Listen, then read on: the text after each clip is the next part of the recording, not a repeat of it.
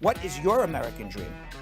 My American dream is to have a combination of living in an urban environment with a lot of culture and beautiful things, but also being able to be around nature. As someone who's not a Native American, the dream was to come here and do art and be creative and do it at a high level and have it seen by everyone out there, and it's definitely coming true.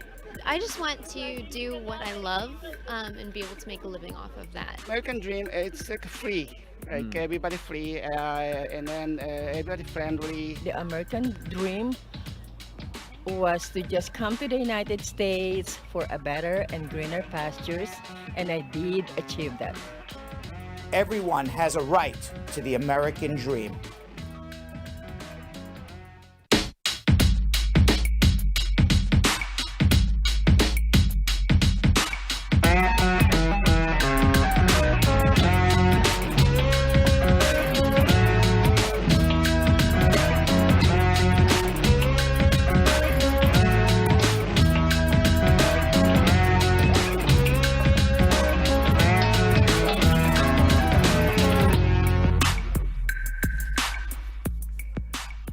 Welcome, everybody. It is Thursday, November 19th. My name is Scruffy Uncle Brad. I'm already going to know that I'm already going to get the comments from Yo-Yo, Vanessa, the entire squad. Yes, I do not own a razor this week. No shave November. No shave. But yeah. But I'm not doing it for that. All right. What are you doing it for, Brad? I don't know. I'm doing it just for being lazy. I woke up the other day and I'm like, oh, I don't feel like shaving, and then it just turned into, you know what? I'm gonna grow it out. I'm gonna pull it. Lazy looks good on you. It's winter, and you know what? Us men are like bears anyway. We need to like stay warm. We need all the hair we can get. When it's summer, we shave it all off because it's hot. It's hot under that fur. But for the winter, you like it. Yeah, I don't mind Scruffy Brad. I'll say this time and time and again. Damn. Brad, I think that's all that really matters. I'm just looking. I got the memo blue, but nobody told me light blue. I wore dark blue. I like to think you're more of a gray. You're more pinkish gray, but it could pass for light blue because that's what the memo, I guess. But nobody. Yo-Yo didn't get the memo. Yeah, but nobody told me. I just wore navy blue, dark blue. Man, we got to get together on this. Shades of blue. We're a very cool crowd today. There it goes. There it goes, Yonathan. It would be great if we start twitting, or I guess I don't know what you would call it, like tripleting. And we all wear the same exact thing. That would be really. Let's do it for 1 week straight. That would be really weird. Can we do it for 1 week straight? Vanessa's like, I don't think 2021. So. Yeah. Vanessa's like, I don't know if that's a great idea. I'll let you know about that one. I don't know if I want to match what you and. I'll be here for it. You know me. I'm always down. Yo-Yo's up for anything. Of course. Right. Yeah. Right. All right. You know what? Maybe we'll do it. Maybe we'll do it for a week. We'll come up with a special week to do it. I don't know. I don't even know I don't even know what we would wear. What would look good on all three of us? Read, as long as it's not black. See. So okay, the first color that we can't do is black. I thought you guys we're going to be in all white. Carol Anderson, the Tiger. Hey, we're supposed to. In the comments, take your request. Yes. What colors would you like to see us in? Leave it in the comments.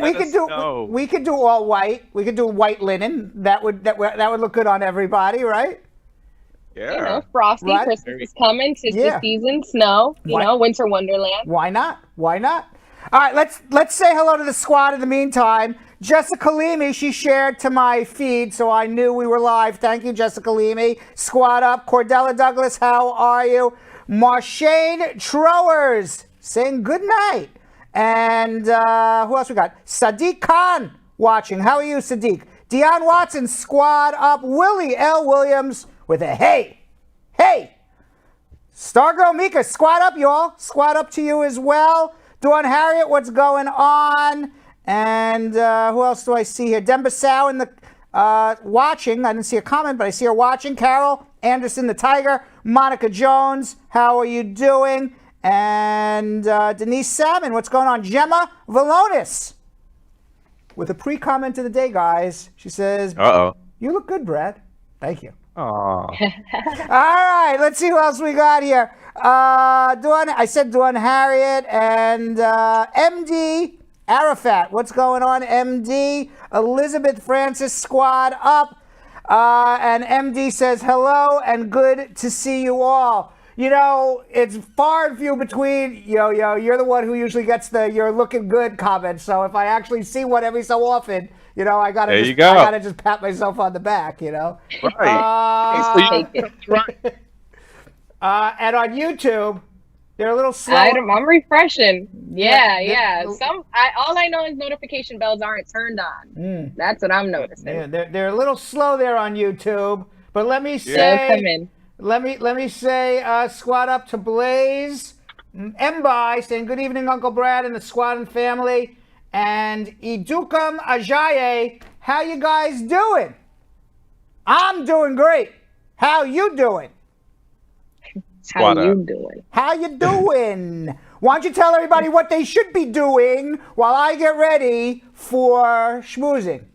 Absolutely. All right, guys, everybody on all social media sites, first things first, you see down here, join the Brad Squad on Facebook. That is the best way to get in touch with us, to talk to us, to get different videos and content that we're not going to put on other social media sites, because that is just the VIP page. This is for special members. But the most important thing that you guys get is you can throw on your question whatever time of the day before the show starts, and we'll take the first 5 and we will ask those before any questions during social media check-in. So all you have to do is please let me know that you guys have done this. All right, you see that we look at the comment section. Ness-Quick and I are going to be looking. If you guys are a part of the Brad Squad, I need you to go into the comment section right now and say, I'm a part of the Brad Squad, the VIP member on the Brad Squad on Facebook. Okay, I need to see that from you guys right now. I'm going to be looking. I'm about to be calling people out. All right, so now on Facebook, everybody, I need you guys to please share. This is the way we can get the show out. The only way that we can get the show out is through you guys. You guys have all the power. It's all within those fingertips. Okay, so please click that little arrow. Share it to anybody's page. You can share it in an inbox. Share it into communities and different groups that deal with immigration issues, or just cultural groups. Okay, I know there's so many people out there that need this help and have no idea about the show. I talk to people every day about this show, and they're like, what?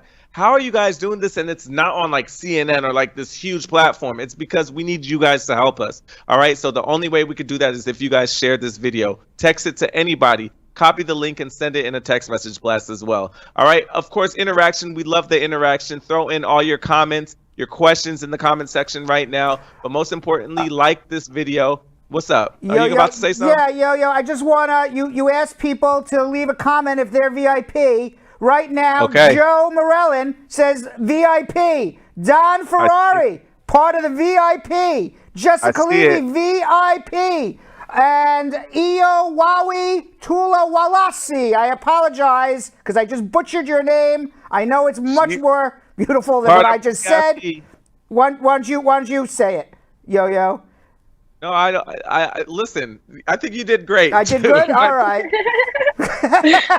It's a team effort. It's a team effort. All right, fine. So I just wanted to point out that there were a few listening to you, Yo-Yo. Yes, I'm happy that you guys. I'm happy that you did that, Brad. So now I know that you guys are actually listening to me. Now, for any of you guys who aren't a part of the VIP member, because there are so many more people that are watching, why aren't you? Just join the squad. Just put in Brad Squad under the Facebook search engine, and you guys will see it, and we will accept it. As long as you click that little button that says join, we will accept it. Now, most importantly, I need you guys to all please click that little bell notification so you can get notified anytime we go live, because we're starting to do pop-ups on Fridays. So tomorrow's Friday. It's a pop-up.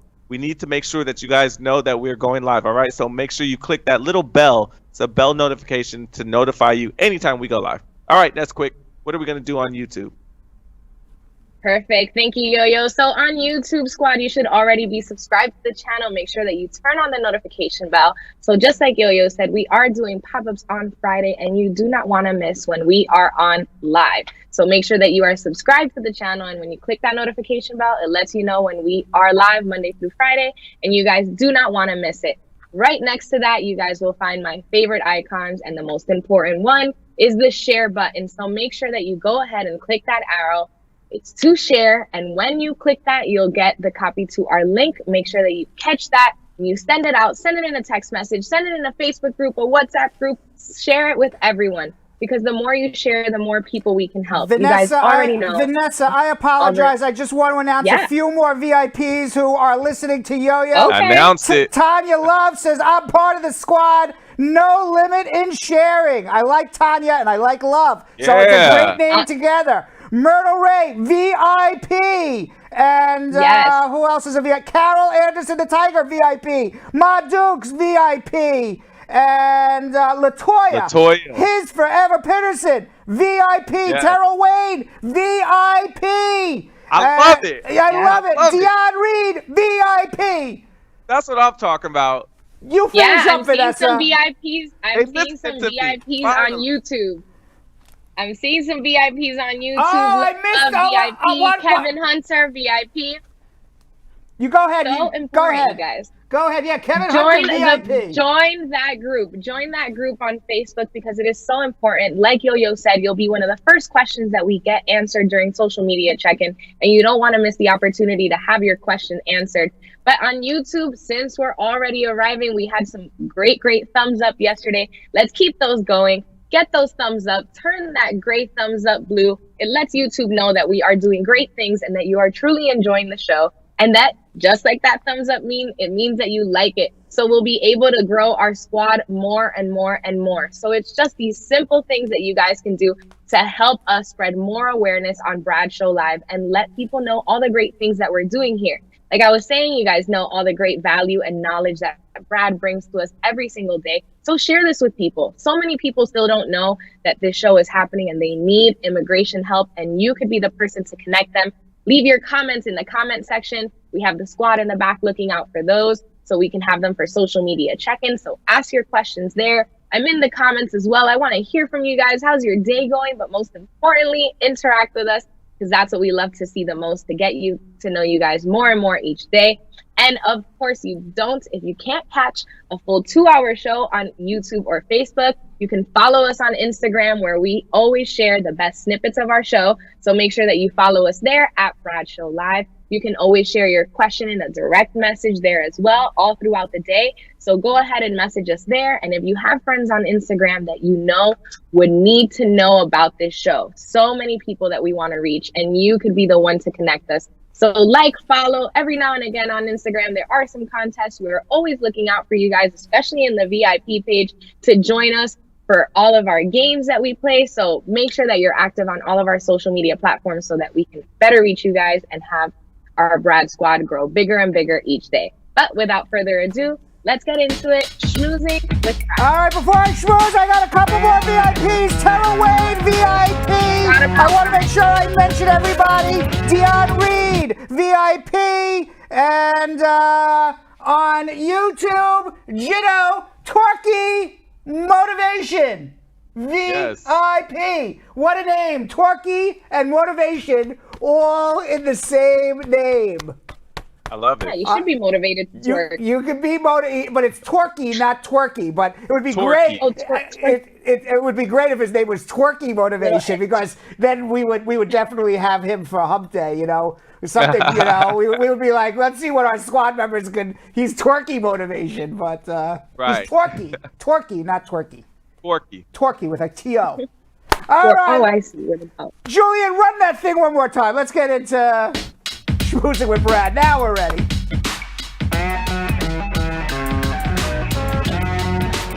All right, I have in my hands a light news day today, guys. I mean, comparative to what we're used to. You know, no major bombaroos today that I'm aware of. You know, we're used to like, oh my God, by 2 o'clock, you believe what's going on, right? Right. It's a quiet news Right, day. schmoozing might be a little bit of a breeze in 2021. I'm hoping, seeing as we'll I'm be hoping. shifting the main characters. I don't know. I think this crybaby's going to be around for a while. He's going to be crying Lord. way into 2021. Crybaby, Yeah, right? I agree. Yeah. Crybaby. I like that. Meanwhile, Trump administration officials, crybaby administration officials, There you go. as well as some political appointees who recently left, have quietly started to reach out to President-elect Joe Biden's transition team. The outreach is a sign that Trump's refusal to concede the election and the continued obstruction from the White House is beginning to frustrate even those connected to the administration. Biden and his team remain locked out of access to contacts with the federal agencies. The bottom line is this. If Biden isn't ready to go on day one, it's going to be Trump's fault. Trump is taking military people out of Afghanistan. He is barring Biden from having any transition. Nobody, when Biden is going to take office, as of this moment, he's going to know as much as you and I know about what's going on with the government because Trump is sharing nothing with him. He's such a petty. Wow. He's petty. King petty. King petty. King crybaby. Golly. Yeah. Former White House officials who left the administration a few months ago said that he has personally emailed someone who he expects to be back in the Biden administration in a similar role. Other current administration officials have confirmed there's been some informal outreach, nothing that would get us in trouble with the crybaby. Now, John Kelly, he used to be the Trump's chief of staff. He came out today and he said that any further delay in Trump sharing information with Biden is going to hurt our national security. This is a Republican and this is a former chief of staff under Donald Trump. He said, Kelly, you lose a lot if the transition is delayed because the new people are not allowed to get their head in the game. Kelly said that Biden should be receiving intelligence briefings because the transition in the national security realm in particular and the homeland security realm is just so important. And even health experts are also calling the pandemic a humanitarian crisis. Biden is getting no information about what the government is doing to combat this. He is going to be going in basically as the President of the United States, absolutely blind. Now, even according to an internal email obtained by BuzzFeed News, an official at USCIS, U.S. Citizenship and Immigration Services, they told employees not to communicate with the President-elect Joe Biden's transition team until a Trump appointee deems the results clear. So,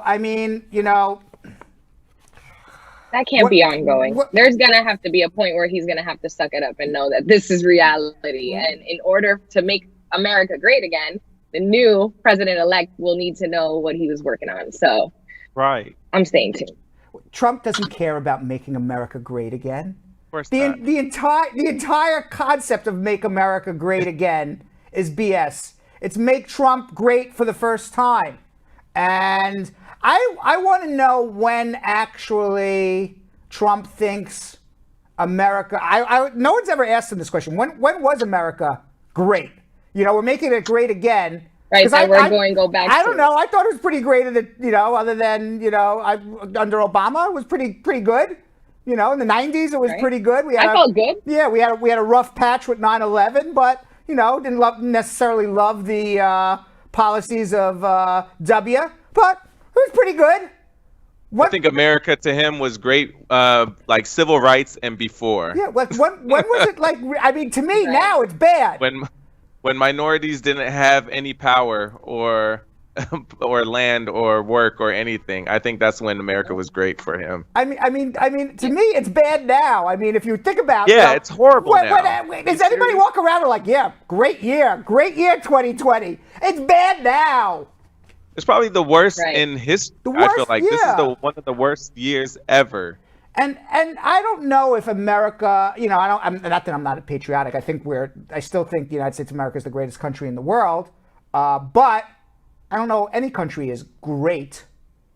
There's always improvement. There's always things to do better. And we talk about it here every day, whether it's with civil rights, social justice, Yeah. immigration. So, I mean, I don't know if there was ever a time when we were great, but it was pretty good. Could have always done better, and much better than anywhere else. That's how I look at the United States of America. I agree. I agree. But I'm curious when he thinks America was great. Nobody's ever asked him I'm that. I'm surprised that nobody's ever Well, asked. he him that. I've never seen him ask that. Yeah, like what were you basing this brand concept Yeah, on? right. When was America great? Donald. When was it great? I don't know when it was. But now he's also had these lawsuits in Pennsylvania, in Michigan, in Georgia with the recounts. And I was thinking about, why is he doing this? What do you think the purpose is of him doing this? He knows he lost. I really want to know that answer He's too. got to know he lost. So he's not doing it just for the sake of doing it. There is, that's a picture of Pumpkin. Former Pumpkin, now Crybaby. Right. He has to know. He has to be doing it, as there he is. There he is. He's gray-haired Crybaby Yes. now. But he's gotta be doing it for a reason, because as much as we malign Donald Trump as a politician and as somebody who manipulates people, he's very good. Very good manipulator, very good politician. Oh, yeah. He gets people is to clear. believe him and follow him. So Gets people to lie for him. yeah, so he's got to be doing it for a reason. I saw on CNN, I don't know if this is true or not, because it's just, one guy I saw. Anthony Scaramucci, I saw on CNN last night on Don Lemon. And Don Lemon asked him that question. He goes, why do you think Trump's doing this? And he had something interesting to say. He said, for 3 reasons. One, he wants to show the Republicans that he's still in charge and he's still in control. So after he leaves office, that he will still be running the Republican Party. So he wants to see who's in his corner, who's not, who he can count on, who he can't, and show that even as a lame duck president, people are jumping when Donald Trump barks. Wow. The second reason is he needs to raise a lot of money.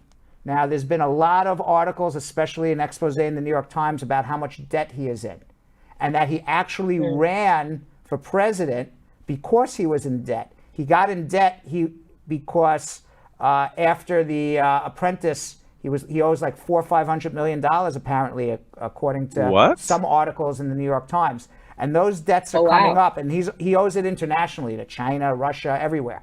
So, but nobody knows the exact amounts. But everybody, the unspoken thing in Washington is this guy owes a lot of money. So he is raising a lot of money for his fight to overturn the election. But how much money is he actually going to use to overturn the election? And how much money? So what, is he going to pocket the rest? I don't know. How much money is his little clause going to go in when nobody's looking to try to pay off his debt? That's what Anthony Scaramucci said. I don't know if it's a fact or not, but he said he's raising money to pay off his debt. And then finally, the third reason is, and I don't know if any of this is true. I'm just repeating what I saw. Right. Okay. And by the way, those who don't remember who Anthony Scaramucci is, he was the mooch. He was the guy who was the communications director for Donald Trump for like 8 days. And he was screaming and yelling at everybody. If you remember, little short guy screaming and yelling at everybody. So, and the last thing he said, so I guess he knows a little bit. He was in the administration for 8 days. So he knows more than us, obviously. Right. And the last thing he said was that Trump is honestly scared of all of the investigations that are going on around him in the U.S. Attorney's Office, in the New York State District Attorney's Office, the various civil litigations that he's going up against. There's 7 different civil litigations. We know of at least 2 criminal investigations, one by the New York State Attorney General, one by the Manhattan District Attorney. There could be others that we don't know about. As part of the Mueller report,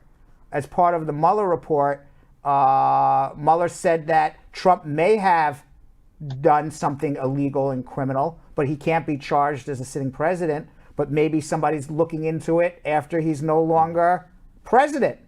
President, yeah. We don't know. He won't have that. He won't have that safety net. He won't have that safety He's net. not protected, right? Right. So what protects him? The only thing that protects him is his political buddies. So he has to stay in control of the Republican Party to avoid going to jail. But you know what happened? In my opinion, you know what's going to happen? What's going to happen? He's not going to have power anymore, and people are going. You know, I'll tell you what. Want to know an amazing thing that happened this week? Okay. What? Two things. Give us something good, Brad. Make it good. Yeah. Two things that Donald Trump said why he should be president of the United States. Don't vote for Joe Biden. He said, if you vote for Joe Biden, the cities are going to be in flames and the stock market's going to crash. Those were his two big things. Vote for me for the economy, the stock market, and the city's going to be in flames. You know what's happened since Joe Biden became president? People were cheering. People were dancing. There's no flames anywhere. None. Zero. Nope. And you know what also happened this week? Stock market hit a new high. And Donald Trump is not going to be the president after January 20th. There you go. So the two reasons to vote for him didn't even come to fruition as of the moment. I mean, we should have known that, though. As of the moment. As of the moment. Yeah. So I think he's doing all of this to keep power in the Republican Party, to protect himself against perhaps criminal lawsuits, civil lawsuits, raise money. I think Scaramucci's onto something. When I watched it, I said, you know what? It's his best day an answer that I heard. Yeah.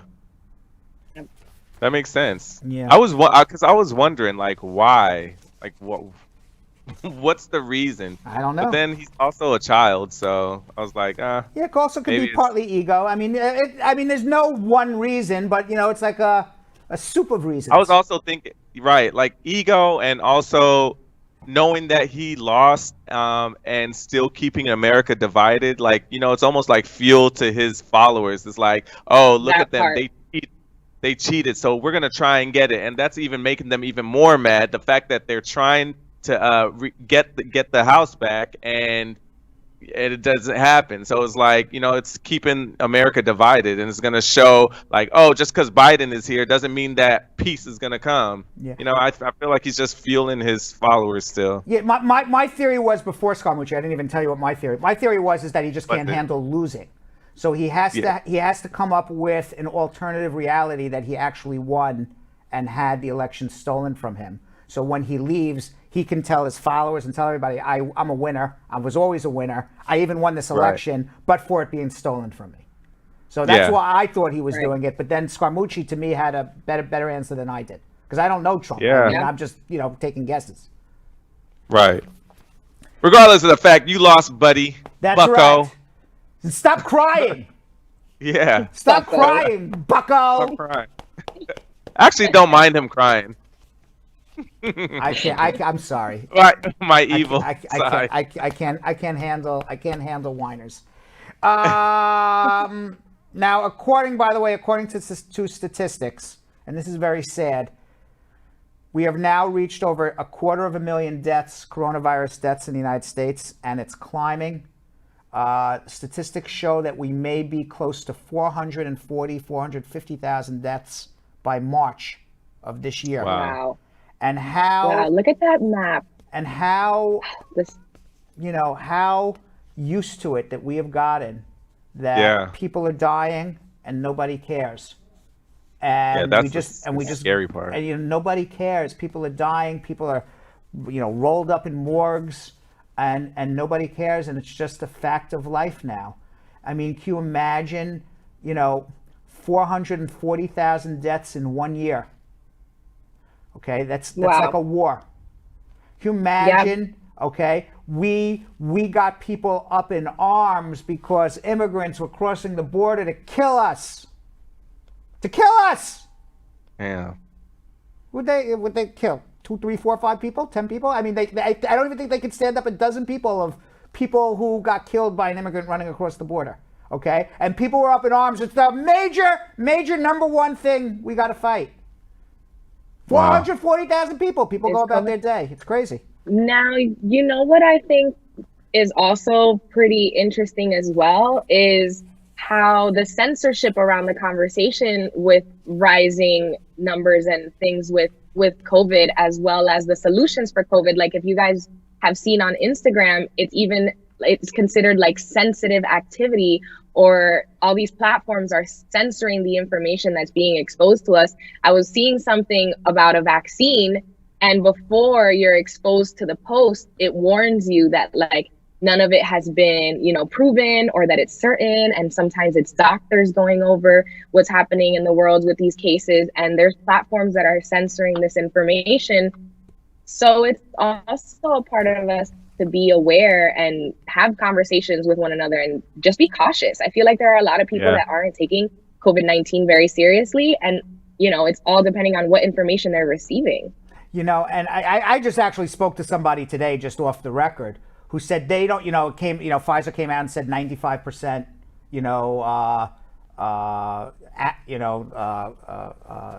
the vaccine is 95% accurate, meaning 95% it's going to cure, it's going to save you from getting COVID.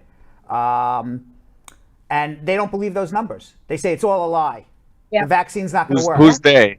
Just general person I spoke today. I go, why do you believe that? What information do you have that you would believe that these numbers are not accurate? They cherry pick the people who didn't get sick. I don't believe it. Nobody believes anything these days. And it goes back to, I'm like, but I said, okay, it's your opinion, but you can't go out and say your opinion is a fact. You have no fact to back it up. Right. I said, I hope you're wrong. Maybe you're right. I have no idea. I hope you're wrong. I said, but I can only go by the facts that we see them. And, we were talking. When you live. Let me just finish one second. We were talking yesterday, with Barack Obama. I think he was right on point. People are making opinion facts now. And everybody's opinion is now a fact. Right. When you have nothing to back up that fact. And that's what you're seeing here. Yep. I mean, when you live in a world where you feel like there could be cures for certain diseases, even cancer or whatever, there could be. We don't know. There are people like Dr. Sebi that have said, it's all how you eat, the different herbs and stuff that you take. But like when you live in a world where there are people out there that know more than you do, but they won't give you or won't bring out that cure because of pharmaceutical. Like that's money right there. The pharmacy, the drug business. So it's like you're living in that type of world. It makes it hard to believe that this is actually something that could cure COVID. So I don't want to say I think it's just the world we live in. It makes you like second guess everything. Exactly. And it's so hard. It's really hard because like you want to believe it, but like in the back of your mind is like, I can never trust the government. I can never trust it because they don't have our back. And by the way, their best interests. And by the way, you may be right. I don't know for a fact you're right or wrong, but again, everybody's making hypotheses, meaning that they're just coming up with a theory in their head. I have a theory in my head, and you know what? That must be correct. I have a theory in my head. You can't do that. Masks don't work. I must be correct. I have a theory in my head. These vaccines won't work. I must be correct. But that's not what science is. Science is you have a theory. Now you go out and test it. Test your theory. And you prove it. Prove it. Nobody's proven any of this to me. Even when you say, I spoke, this doctor came out and said they could have cured cancer. Yeah, prove it. Prove to me they could have cured cancer. It's very easy for you to say they could have cured cancer. Prove it to me. Carol Anderson, the Tiger, knows facts. Keep your distance, wear your mask, and you will be okay. That is right. I mean, it's easier said than done. We're doing this for almost a year now. It's hard. It's just a hard. This is a hard life that we're living this year. You know what we got to do though? What we doing? We got to do some What's wacky Thursday. world Yeah. news around the world. There we are. Why? One having day, Yo-Yo and NASCAR. Vanessa will be able to get back in a plane and travel around the world. We hope You're that's traveling sooner rather than back. later, right? And Traveling you with guys no will map. have to follow my lead. You'll have to follow my lead. You know what's going to happen is, I was even talking about this before we get into our wacky world. I was talking to my a travel agent, who was a friend of mine. Travel agency, very sad because nobody's booking any trips. Every travel agent is like suffering right now. And I said next year when assuming this vaccine works, I said you're gonna be booming. I said I'll be lucky if I can book a cabin in the woods in Oregon. I said there's not going to be a hotel to find anywhere in the world. Everybody, 6 million people who have been stuck home for a year are All all together. going to, all at one time. The entire world is going to shift where they are. The whole world Yeah. The whole world, is working from home.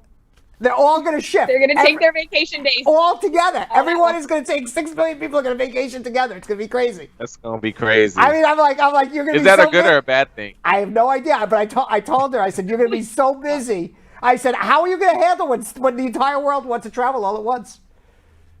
Is she ready? She said she's ready. She says, I had All such a right, bad that's all year. that She goes, I hope that's the case. And I said, I guess Right. so. I mean, imagine like you'd be fighting for hotel rooms and airplane Yeah. tickets. You're not going to be able I feel like the prices are gonna jump up too. forget it. Yeah. And you know what also?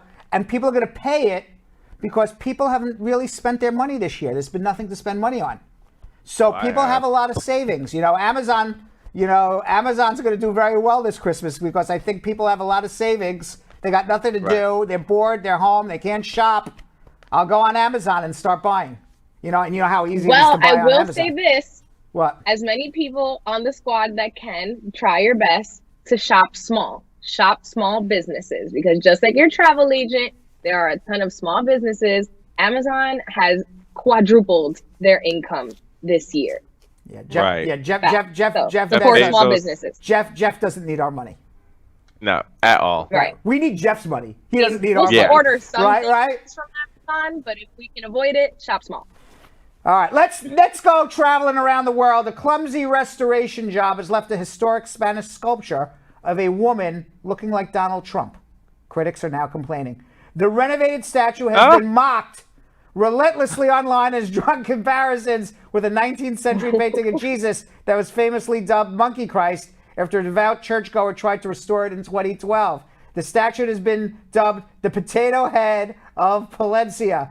Pictures of the botched job were posted on social media.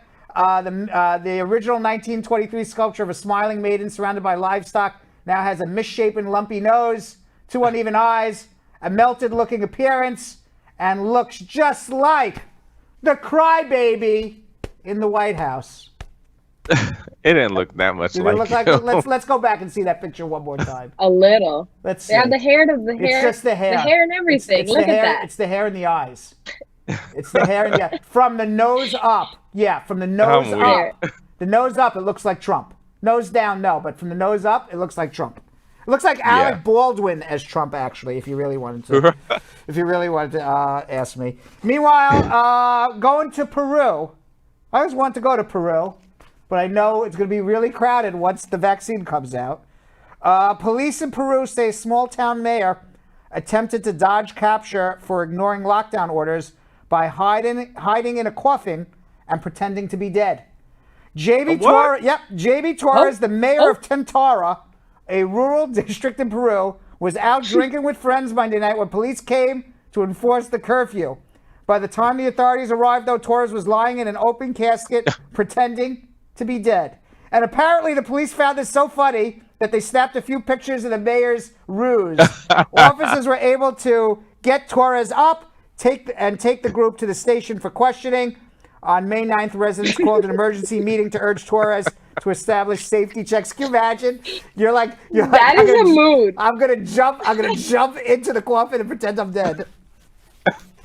I wouldn't play like that. Right. I'm sorry. I'm too much into like You would just run. spirituality You would- and all that. You would just I don't play with that. Yo-yo would just keep running. Catch me if you run. can, right? I ran track. Right, catch Look, me if that's you what my friends can. talk- Catch me if you can, right? You wouldn't do that. You right? Yeah,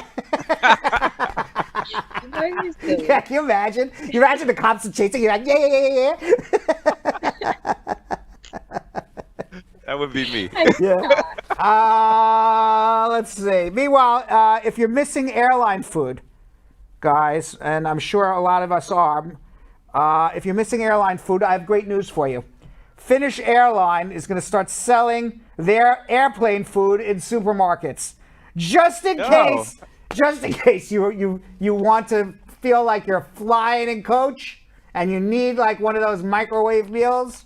Well, now you can go to this local supermarket and get your 30,000 mile up in the sky Finnair meal. I'm not even excited. I'm not even excited to eat it on the plane. Why would I want to eat it outside of the plane? That is why it is on Wacky World News Thursday. Why would anybody want to do that? Right. You're right. Just don't make sense. Some things just don't make sense, Yo-Yo. I have no idea. Exactly, Vanessa. All right. Meanwhile, going to Kazakhstan, and the tourism board of Kazakhstan, it's in Asia, they're embracing the new Borat movie by using the character's catchphrase "very nice" very nice in a series of campaign videos. Borat's subsequent movie film, the sequel to 2006's Borat: Cultural Learnings of America, stars Sacha Baron Cohen as a fictional Kazakh journalist, Borat, who takes numerous shots at the former Soviet country. The first movie was banned in Kazakhstan, but this time the video shows now they're embracing Borat. The video showed tourists experience the country's food, markets, cities, and landscapes, and each time at the end, the tourist goes, "Very nice." Wow. Very nice. And they're just now doing this? They're just now doing this. Vanessa, that's obviously because, nobody's been traveling, so they're going to try and milk anything and everything they can. Have you seen the Borat film? The first one. I've never watched those. That's not your comedy. It's not your type of comedy. Yeah, it's a weird type of comedy. I've seen the first one. It was a lot. It was a lot. It was a lot. The second one was a lot also. It's super random. It's very random. It's really more shocking comedy because it's shock comedy, if anything. In other words, it's not. It's comedy that shocks you, and you're like, "That is so politically incorrect. It's so politically shocking that I have to laugh because I can't believe anybody would ever be that politically incorrect, and that's shocking." And that's what. Yeah, if you're sensitive, so if you're sensitive about that, then don't watch it. But that's don't watch it. But that's what it is. Meanwhile, going to the UK because something always wacky. Wednesday and Thursdays we always get a story on Wednesday and Thursday from the UK. And Thursday always. Yes. A thief in the UK who sold some stolen penguins on Facebook finally got to prison. The former bird keeper who stole a pair of penguins from a British zoo was sentenced to 32 months in prison. Bradley Tomez was sentenced by a judge at Preston Crown Court for taking penguins, Pablo and Penny. Prosecutors said Tomez broke into the zoo twice in 2018. It was the Lake Safari Zoo in northwest England. He was arrested after an animal collector who had bought the penguins for $11,000 contacted a vet because the animals were not in good health.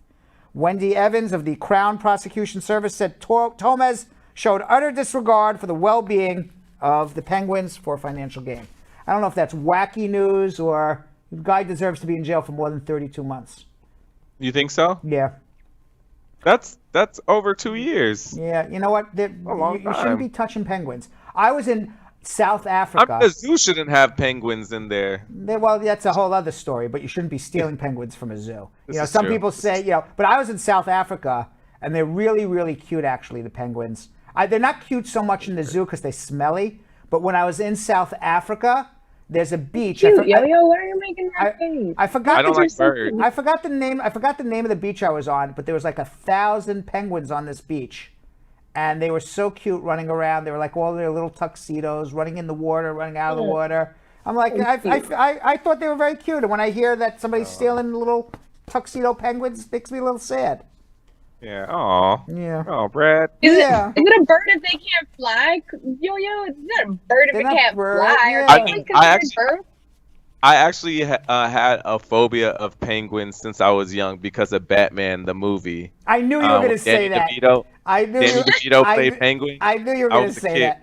Yeah, like so I hate penguins, and the fact that there are penguins that could be like 6 feet tall, I probably would ish in my pants. Like, I don't want nothing to do with penguins. I'll get your Batman. Is that Right, what you're how saying? they I'll just get your waddle Batman. over Right, to yeah. you. All right, I have 2 wacky world news. We only have time for one left. You want the right hand or the left hand? Left hand or right hand? Pick one. Ness-Quick. Ness-Quick, up or down, right or left? The right should be right. All right, is it Right, my the right or right your one. right? My right or your right? You're right. You're right. My right, which is your left. See, doesn't that sound right? You're right. My right, You're right. Uncle Brad's right, which is left, which means it's going to be a terrible story. All right, maybe it won't be. Let's see. A group of Japanese grandmothers have taken it upon themselves to protect their village from a recent onslaught of apes. The grandmas have joined together in defense of their local farmers' vegetables and produce that are under siege by apes. Oh, whoa. Calling themselves the Monkey Busters, the women Oh my have taken God. to patrolling their neighborhood in Fukui, armed with air guns and dressed in aprons. Look at them. Fukui has long had an issue with these pesky apes.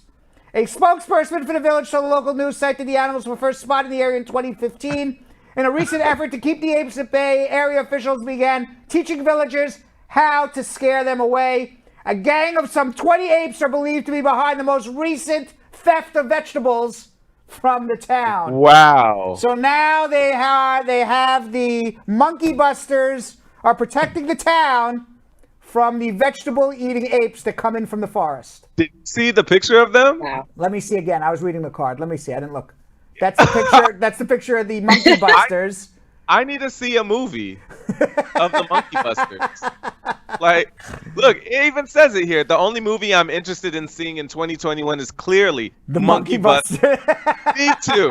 Shoot. That's Me really funny. too. That is really funny. That's hilarious. All right, so that was our trip around the world. Later in the show, guys, I'm going to be speaking with author Jasmine Warga, whose book, Other Words from Home, is the story of a young Syrian refugee, and it's a New York Times bestseller and 2020 Newbery Honoree.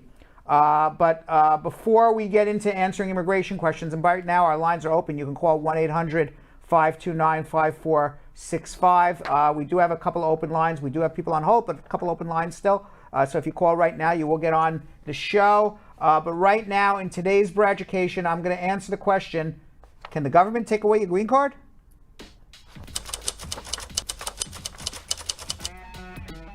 The government can always take your green card away. Until you become a citizen, then you don't have a green card anymore.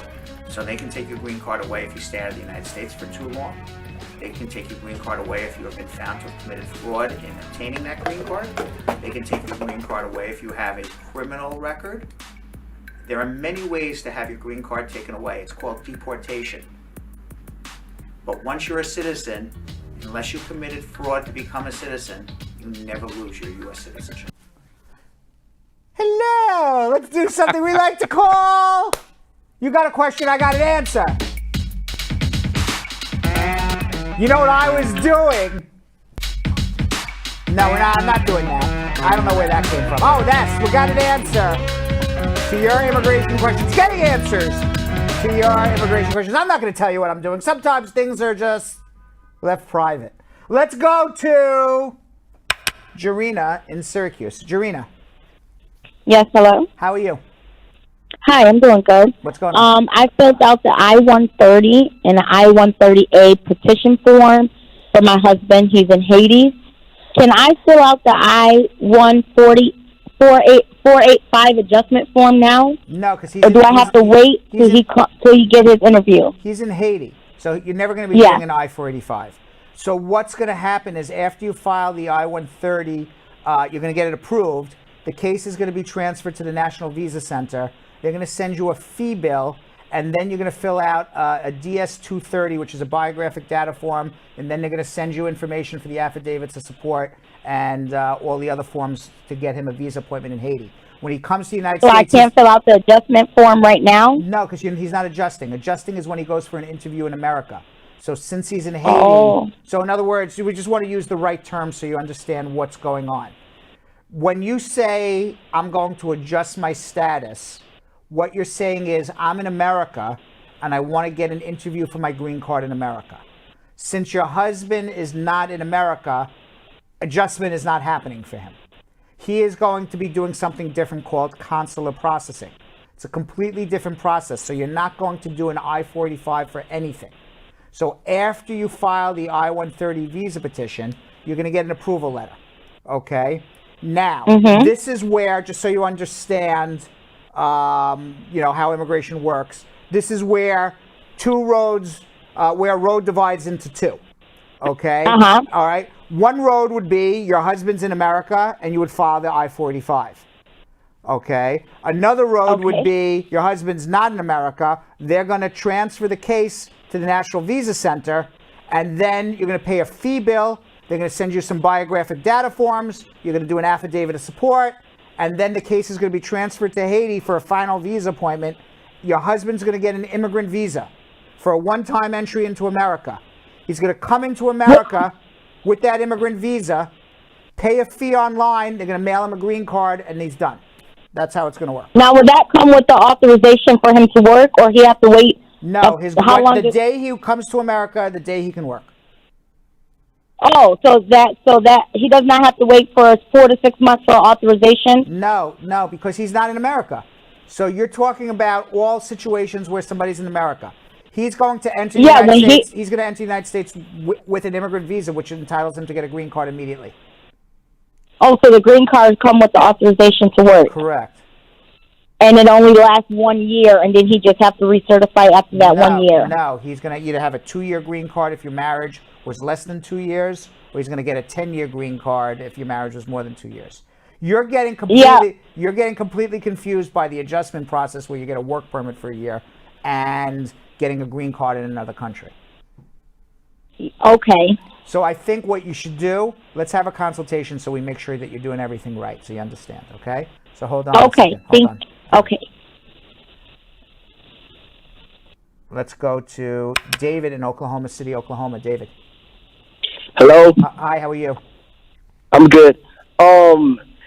Okay, so I have a question. I'd asked this sometimes like 2 weeks ago. I'd asked you on the show through Facebook questions and answers about me going for my interview a day before my interview, and ICE came and picked me up, and I came into the state with a student visa. So the question I have right now is, since the whole Trump administration is leaving the office, with Joe Biden coming in, is there anything with people in removal proceedings? Because I got approved for my I-130, but they just, for some reason, came and picked me up at the house a day before my interview. Well, I don't know what Joe Biden's going to do, but it's not going to help your case. You're still going to get a green card, but you're going to have to do it before an immigration judge. Oh, okay. So, in other words, Joe Biden or Donald Trump, whoever was the president of the United States of America, the same thing's going to happen with you. You're going to go see an immigration judge. You're going to file the I-45 adjustment before a judge and get a green card. Whether Biden's president, Trump's president, Pence's president, I'm president, it doesn't matter who the president is. You're going to do the same process. Oh, okay. Okay. So, if I'm, because I'm about to be, my marriage is about to be 2 years. So would I still get the 2 years green card or the 10 years, even if it's with the immigration judge? Is the same rules that apply with the? Yes. When did you get married? January 14, 2019. All right. So by the time you go before a judge to adjust your status, it'll be more than 2 years from your marriage. You're going to have a 10-year card. Okay. Okay. All right. Okay. All right. Let's go to Stacy in Queens. Stacy. Hello. Hi, Stacy. How are you? I'm good, but I want to ask you a question, all right? My case is at NVC. I'm the parent of a U.S. citizen, right? Mm-hmm. And my case is at NVC awaiting interview, but because of Trump's proclamation. Hello, you hearing me? I do. I'm listening. Yes, because of Trump's proclamation, it is on hold, but I'm in America now visiting. When did you come to the United States of America? In July. In July. What you should do right now is you can file an adjustment application, the I-485, with an affidavit of support and a work permit, and adjust your status here. That's what you should be doing right now.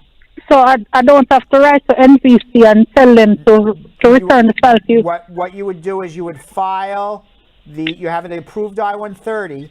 Yes. File the adjustment with a copy of the approved I-130. You pay the $1,225 filing fee.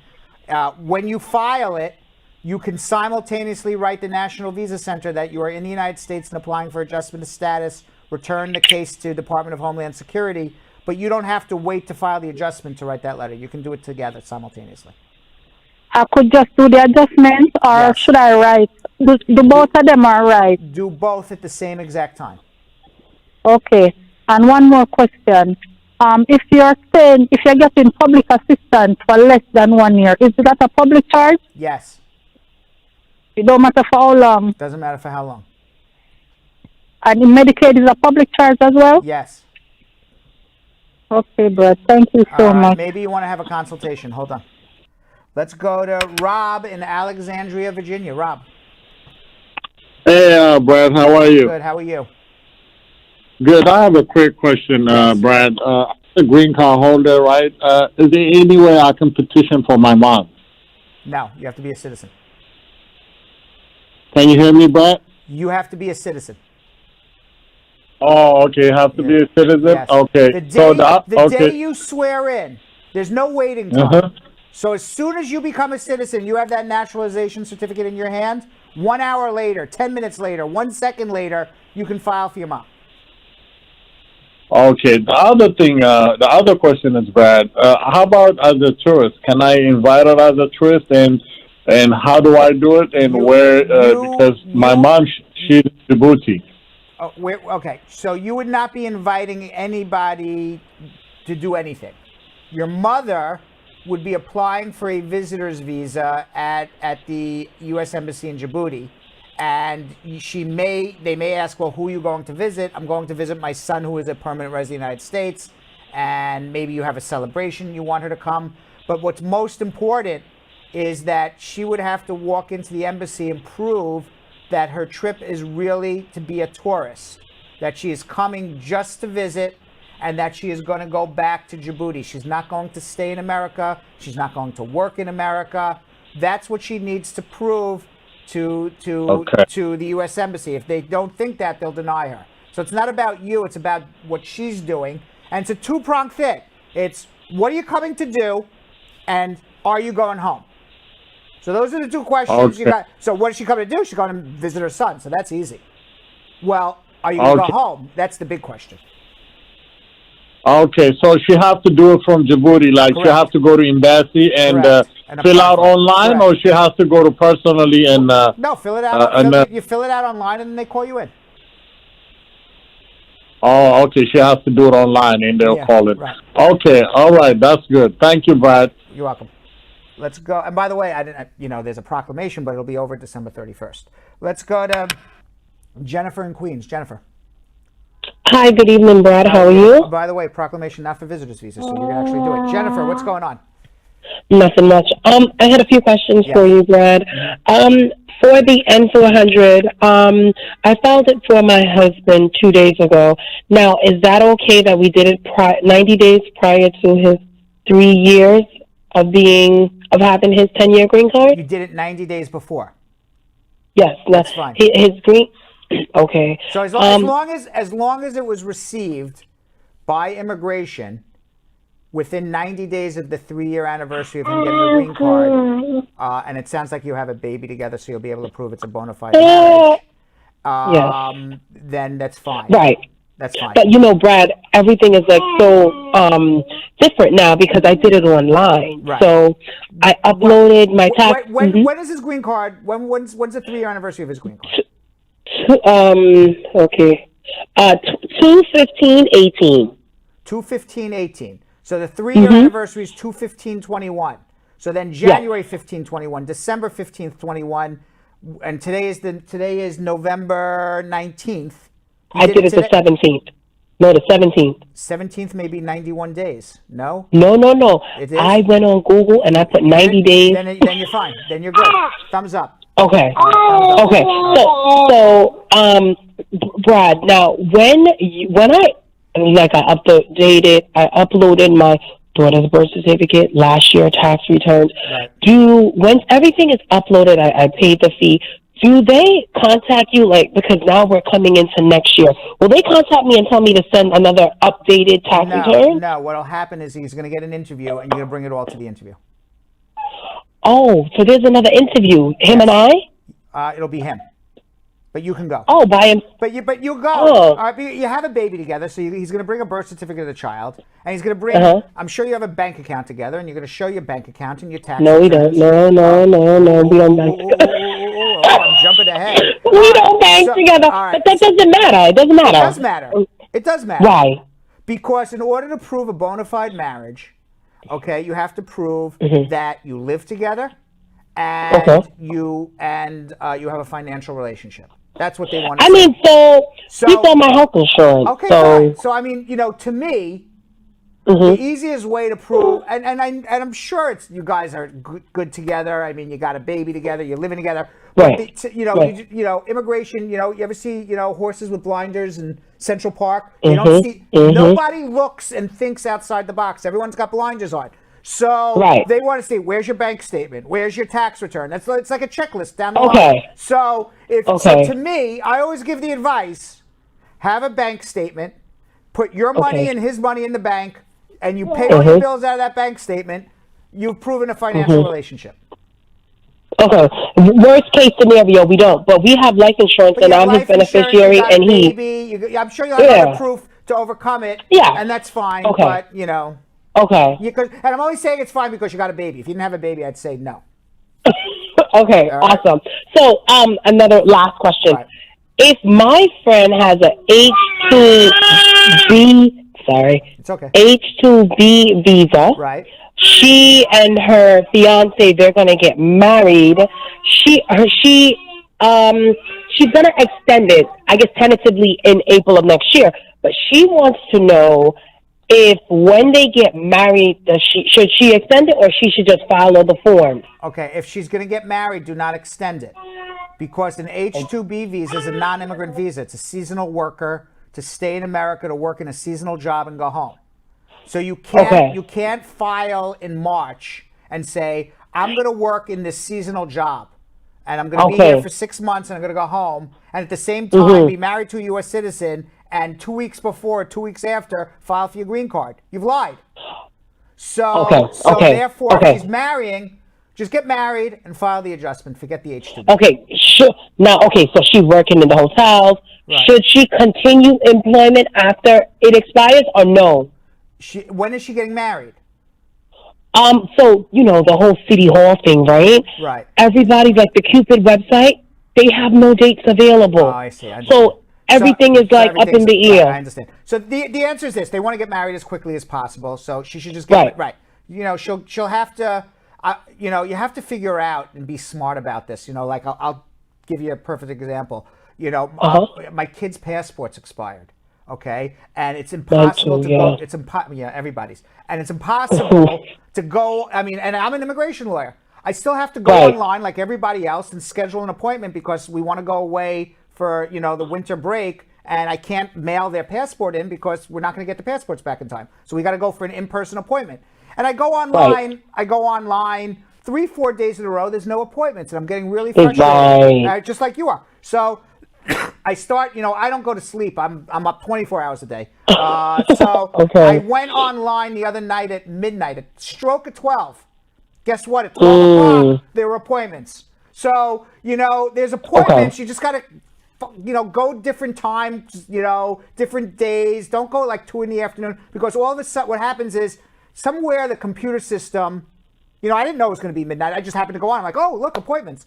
The computer system just automatically puts appointments in at some random time and whoever grabs them first grabs them. So if you're going to look at, Sunday afternoon, they're already grabbed already. So you got to go on at weird times. That's I have no Got idea if it. that's how New York City Cupid works. I'm just giving you my No, my yeah, common they're sense. saying like Right. on Thursdays at 9, but Right. honestly, and I believe every month they're kind of extending how long you can, because they're virtually getting married now. Like, Right. this is crazy.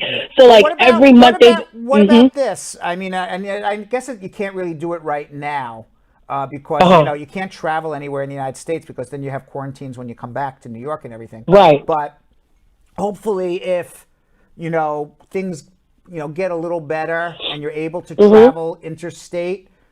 Nobody says you have to get married in the state where you live. You can go get married in New Jersey. You can go get married in Rhode Island. Go find anywhere to go get married. Because I was even thinking about like Westchester, you know what they said, and maybe if this is applicable other states, they said they're only taking their local residents. Isn't that crazy? Okay, just ask a pastor to help you. Go get married at a local church, in the pastor's office. You don't have to have a whole wedding. Right? No. You have to. So this is what you have to do, Cupid. Like, this is what you have to do. You have to, but you still have to get the license. what is the light? Yeah. I haven't gone on it because I'm not getting married to anybody at this moment. So you tell me what I know. You have to get the license, but they're not even giving you the license. The appointment for the license. So let me tell you what they're doing. You have to apply for the license, pay for the application, and then they're gonna Zoom both parties. Right. And then they're going to say, do you want to apply for the license? And then they'll email it to you. So essentially, I'm just trying to, they're trying to get like a Zoom appointment. Yeah, this is crazy. Yeah, it is crazy. Just keep trying at weird times. And if she plans on getting married, don't extend her visa in March. I'm sure she'll be married by March. But don't put it in. That's what I was thinking. Yeah, don't put it in because you're going to have a problem with misrepresentation. Okay, so hold on. What forms? Like, does she have to file this 944 form? Yes. Why? Because Trump says so. But Trump is going to be out of office by the time. Okay, so what happens if you're asking me what she has to do today on November 19th? The answer is yes. No. Do I know what she's going to have to do in February? I don't have the slightest idea. I could ask this guy. I haven't brought him out in a while. Let me ask this guy. Will the 944 form be there in February when Jennifer's friend wants to adjust her status? And the Magic 8 Ball says don't count on it being there. So hopefully that's what the Magic 8 Ball says. What do I know? Okay, so let me ask you another question. What? Why does she have to file the the I-130A? What is the I-130A? That's it replaces the G325A, which was a biographic data forms. Oh, how nice. So there's no more biographic form now with the I-130A? Yeah, it's the I-130 and the I-130A. You don't have to do the biographic data forms. Awesome. Okay, I think you answered my million questions. Thank you. And let me ask you let me ask your opinion. When does vaccination come out? Are you going to take it? The vaccine? Mm-hmm. That's a good question. I was just talking about this with my family. This is my answer. I'm listening. Okay. My answer is I don't know what is going to, nobody knows the long-term effects of the vaccine, meaning that, exactly. You don't know what it's going to do to you in 10, 20, 30, 40 years from now. We do know that at this moment in time, if you take it and you believe Pfizer and you believe Moderna, because those are going to be the two vaccines that are going to be out in America. There'll be, Oxford's going to be in the UK. Oxford has one coming out in the UK. But Moderna and Pfizer has the ones in the United States. And, and they're both coming out. They're saying 90, 95% effective rate. I'm 52 years old.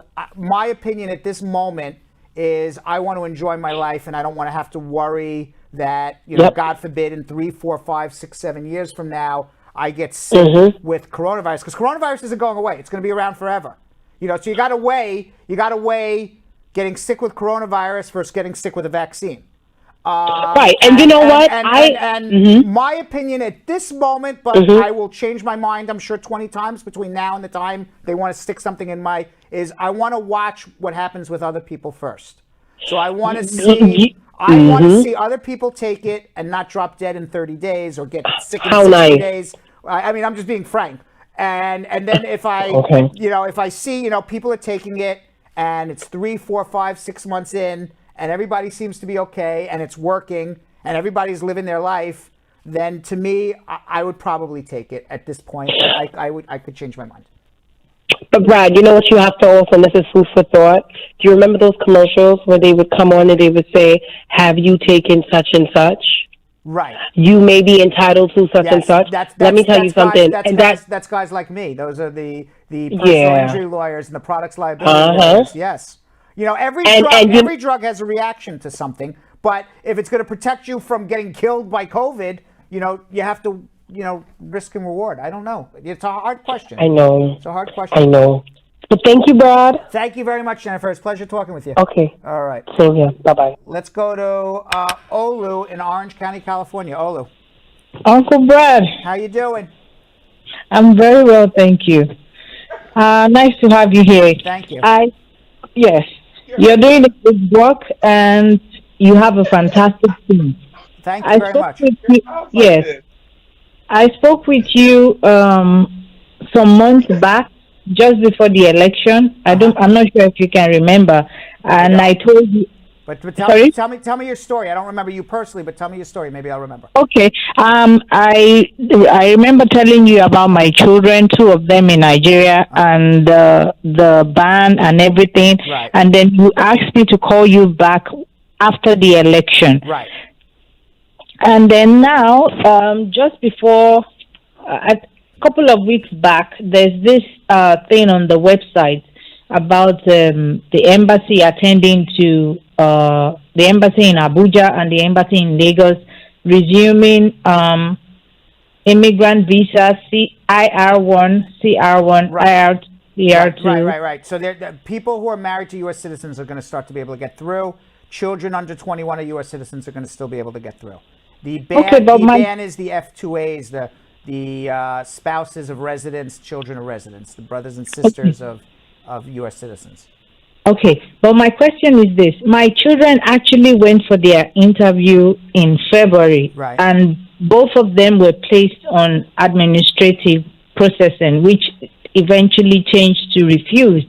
And the case has been like that even before COVID. All right, so and now, I don't know why. Did anyone ever contact you why it was refused? No, they didn't even give them any paper. They gave them we would need to get involved to find out. How old are your children? One is 14 and the other one is 7. And you're a U.S. citizen?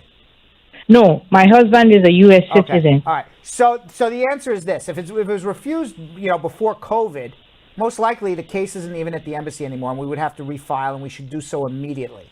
Number one, and number two. Uncle Brad, sorry to cut you short. Sure. It went from administrative processing. Remember when the whole people's it went from administrative processing to case denied. No, it says refused, but case refused.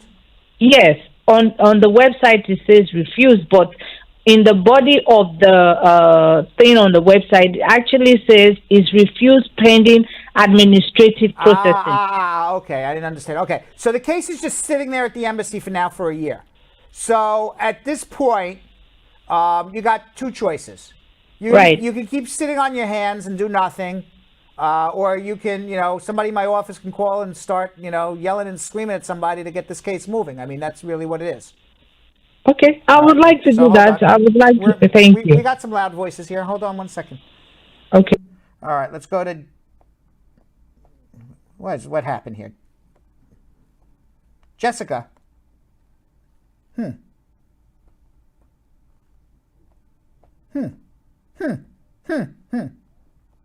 Hello? I don't hear anybody. What happened? Let's see if this works. What happened to my... There we go. Abby in Panama, Florida. Abby.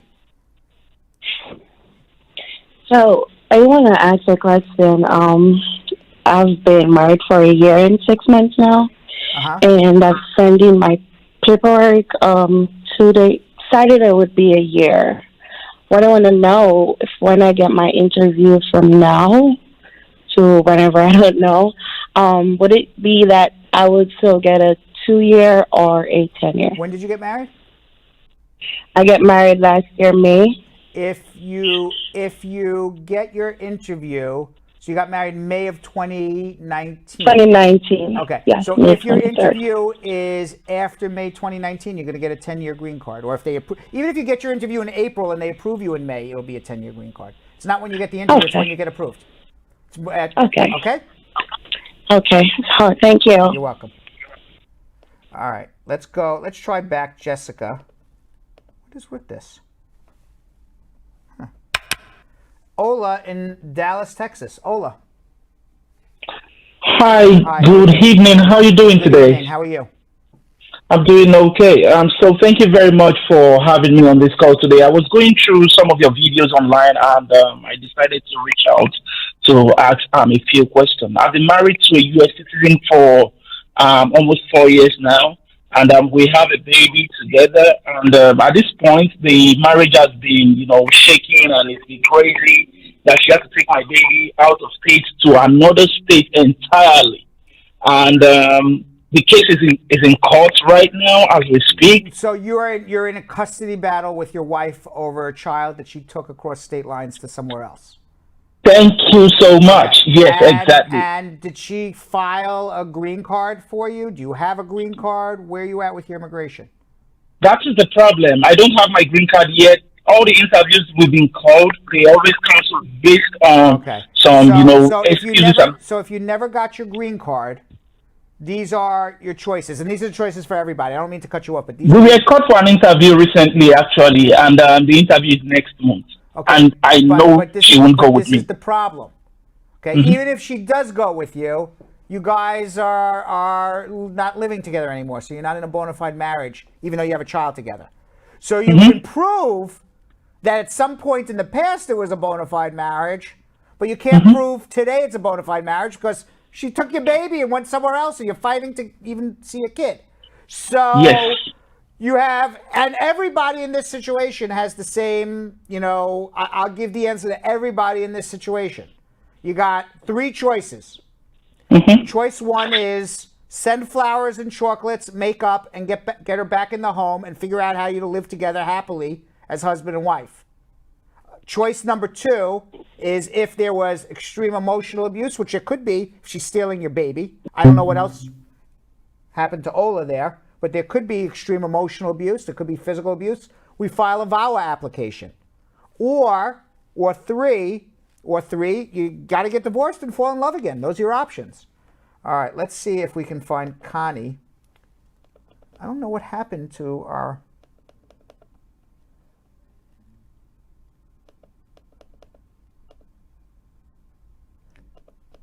Connie?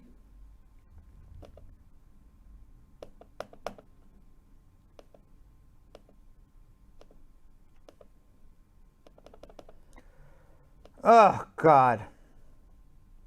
What's going on here? Let's try. Well,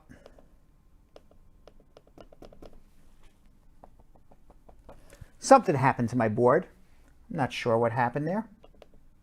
All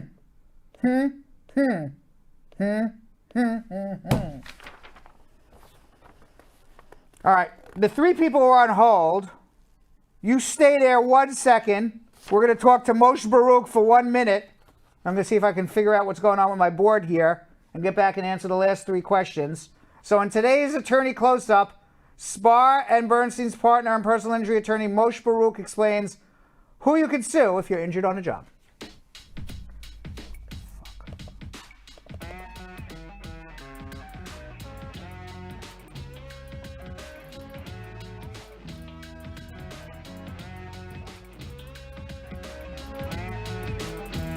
People, they'd say, well, I got injured on the job. I love my employer. He's treating me fairly. I don't want to sue him. Well, the good news is you can't sue your employer. That's the law. You can't sue your employer because the law in New York State says if you get injured on the job, you get certain types of benefits in form of workers' compensation. And so as a change for that, you can't sue your employer legally. There are two exceptions, though. If your employer intentionally hits you, then you can then sue your employer if he doesn't have workers' compensation insurance. And if he doesn't have workers' compensation insurance, then you can sue him because now you don't have where to go to for your medical benefits. So in a construction accident, management, there are general contractors, there's the owner of the premises where the accident occurred, there are the subcontractors. And so 240, 241 labor laws permit you to sue all of these people strictly. It's strict liability. And you can sue 100%, you can sue the subcontractor 100%, it doesn't matter. But usually you sue everybody all together, and then they apportion the liability.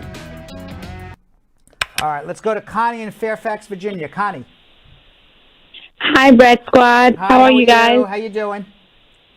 I'm good, thanks. First of all, Brad, you were in Cape Town in South Africa, by the way. I was in Cape Town. I don't remember the beach. Yeah, though. it's cold. Yeah, it's the Boulders Beach. Boulders Beach. That is exactly it. Correct. Thank you very much. Ding, ding, ding. I forgot what it was called. But yes, it was in Cape Town. Thank you. You're welcome. Yes. I called 2 years ago. Isn't that amazing? Oh my gosh. My 2-year green card, conditional green card, is expiring. So, like, I was wondering, with the 90 days that I'm gonna apply before it expires, can I travel within those 3 months? The 90 days? Yes. Why not? Oh, okay. All right. So you're going so in other, you have a 2-year green card.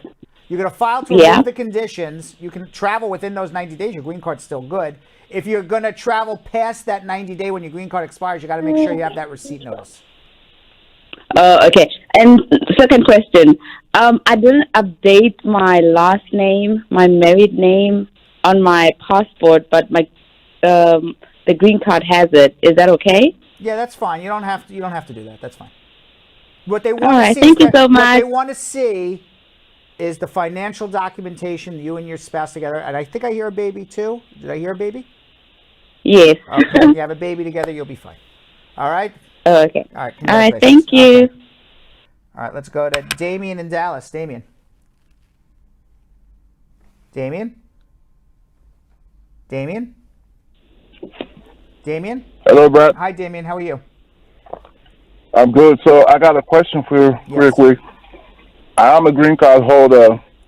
I want to know if I petition for my kids, what are they going to get? Like a green card, or what are they going to get? You're going to get a green card. Okay. Thank you. That was it? That's it. You're the easiest one of the night. All right, let's go to Anil in Denton, Texas. Anil. Anil. Anil in Denton, Texas. Anil in Denton, Texas. Going once. Going twice. I'm going to go very slow, Anil, so I'm going to give you all the time in the world. Anil in Denton, Texas. Going once. Going twice. And unfortunately, Anil is bye-bye. All right. Later in the show, I'm going to be speaking with New York Times bestselling author and Newbery Honoree Jasmine Warga about her middle grade book, Other Words from Home, which tells the story of a young Syrian refugee. In the meantime, if you did not get your immigration questions asked and answered, you can always follow me on Instagram at RealBradBernstein. If you follow me and drop me a DM, I will try to answer your immigration question as best as I can. You could also follow us at Brad Show Live for the best on Instagram, for the best 2 minutes of Brad Show. You can't handle 2 hours, as I like to say, but you can handle 2 minutes of me and Yo-Yo and Vanessa. That's the place to go. And Yo-Yo, what do you got? Yep, you guys could follow me at Yonathan Elias TV on all social media platforms. And you guys can find me at Vanessa.Contreras TV. All right, so let's do something we like to call social media check-in.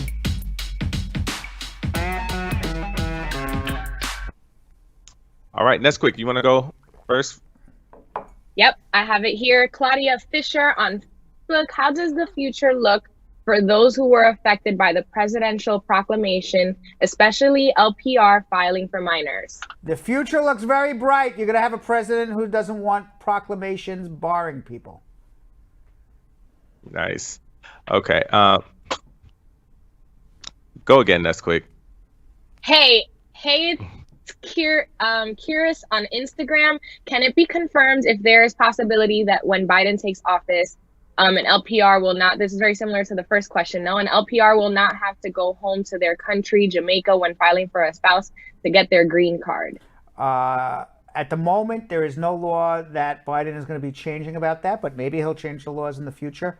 But, let's not get carried away. But what's going to happen is enforcement is going to change. USCIS hopefully is going to turn back into a customer service agency rather than an adversarial agency. But in terms of immigration laws changing, you got to have Congress do that. Keep on going, girl. You keep Yum going. Yum Vanessa. Sickness on Facebook. How long will it take for the work permit to be sent out during COVID era after fingerprinting is done? 4 to 5 months from the time you file. You keep going, girl. Yeah. Keep going. Raj girl. You got it. Dunkel on Facebook. I am in asylum pending status, but my wife is qualified for citizenship next month. When is the best time to file an I-130 after my wife gets citizenship, or is there a good time to apply even before? It depends what your status is. If you're an arriving alien and you're married to a resident, you're eligible to adjust right now because visas are available. So it depends what your status is. I don't know if you're an arriving alien or you entered U.S. and then applied for asylum. So it depends what your particular status is. But if you're going to file for an adjustment, you need to withdraw your asylum first. So I think maybe you need a consult. Clin Lin on Facebook. What if a conditional green card holder gets arrested with domestic violence and later gets divorced and applies for the waiver to remove the conditional green card? Domestic violence is a deportable offense, and if you commit it within the first 7 years of your or at any point, it's not even a crime of moral turpitude. It's a deportable offense. You got a problem. All right. I'm here. All right. Yo-Yo's back. Yes, Singleton Leonard on YouTube. I currently have a pending VAWA case. However, I found a true love that I want to marry. Can I withdraw the VAWA and file a new case? Yes. As long as you're divorced. Future Green Card on YouTube. Do you think the new administration will open the DACA/Dreamers Act to other kids who are here? I hope. Fingers crossed. It's a possibility. Okay, Anne-Marie Anderson on YouTube. I have a pending adjustment, family-based. If I apply for SIDS for my child who's under 21, will I keep custody of my child, and will I be a public charge? You're not a public charge. You're not applying for SIDS. You're applying for guardianship of your child.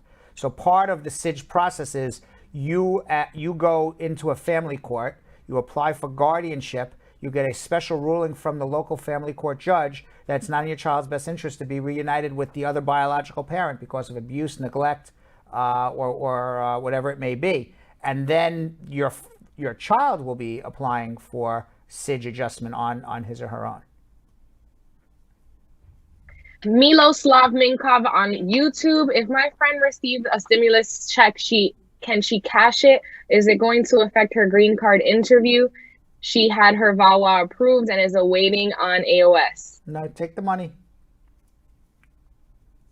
Okay, PS on YouTube. How many days do we need to wait before inquiring with the U.S. Embassy about the administrative processing of IV case? 60, 120, 180 days? 120 from the time of the interview or from the last time you gave him a document.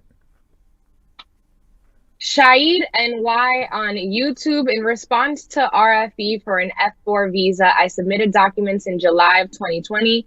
They were received, but I have had no response. I called them and submitted a service request more than a month ago. I'm still waiting. What next? I don't know. I don't know what you submitted. I don't know enough about your case to tell you what next. Follow up, contact a lawyer. At some point you're going to file a lawsuit, but I'm not telling you to file a lawsuit now because I don't even know what you had to submit. So, for example, if this was an RFE on an initial application, you're not going to hear anything if you submitted everything back in July, because by the time you got everything filed, that's when your case started. So I don't know. I need to know a lot more information. Okay, Blaze MB on YouTube. USCIS received my RFE August 3rd. Until now, they did not get back at me. I haven't done my biometric or received anything. I'm in Tampa, Florida. Is this normal? Yes, but exactly what I was explaining. So if you got an RFE because you didn't file the papers right and then you submitted everything in August, it's as if you filed in August. So now your application's filed 2-3 months, not the 9-10 months that you thought it was. Okay, Tiffany Sinclair on YouTube. I am an H-2B visa. My fiance and I applied for our marriage license in New York, but there is no available date yet. Could this be done in another state? Yes, we even talked about that today. Dorcas Lee on YouTube. Can I sponsor my sister-in-law to come to the U.S. from Ghana? I'm a U.S. citizen. There's no such thing as sister-in-law sponsorship. Sophia Parker on YouTube. My VAWA case was approved over a year and a half ago. I did an I-485 biometrics over 2 years ago. To date, nothing. I still have an open I-130 for over 3 years. When I got my interview but couldn't attend, what should I do? 3 years, you have a pending I-130, and then what, she's in removal? Is that what the story is? So yes, I still have an open I-130 from over 3 years ago. When I got my interview, she couldn't go. And she said that she did her biometrics and I-485 over 2 years ago, and to date, nothing. I assume this is a marriage case. If it is, then you're going to file a mandamus or a threat of a mandamus, which we like to call in my office a pre-litigation mandamus. Tiffany Sinclair on YouTube. Will I have to file an I-994 being that a new president was just elected? I'm currently on an H-2B visa and my fiance and I are waiting on a date to get married. Yes, until Biden decides no more I-944. There's no guarantee Biden will say no more I-944. We don't know. Jasveer Singh on YouTube. How long does it take for an I-601 to process? Over a year. And by the way, with these I-944s, don't wait, because if you think you're going to wait for Biden to say you don't have to do it, if you file now, by the time you get an interview, it's going to be a year from now anyway. So if he says no more I-944, they're not even going to consider it at the time of your interview. So just go file anyway. There's no reason to wait. Iona Gashi on YouTube. I submitted the RFE response to immigration for I-751, but it has been more than 3 months and I still haven't heard any response from immigration. What should I do? What did she do in 3 months? She hasn't heard anything from immigration in 3 months. She submitted the RFE response for the immigration I-751. You're going to wait a long time. Just wait. By the way, I just yesterday one of the viewers contacted me after, and I did make a mistake. They catch me if I make a mistake, and I'll man up to it.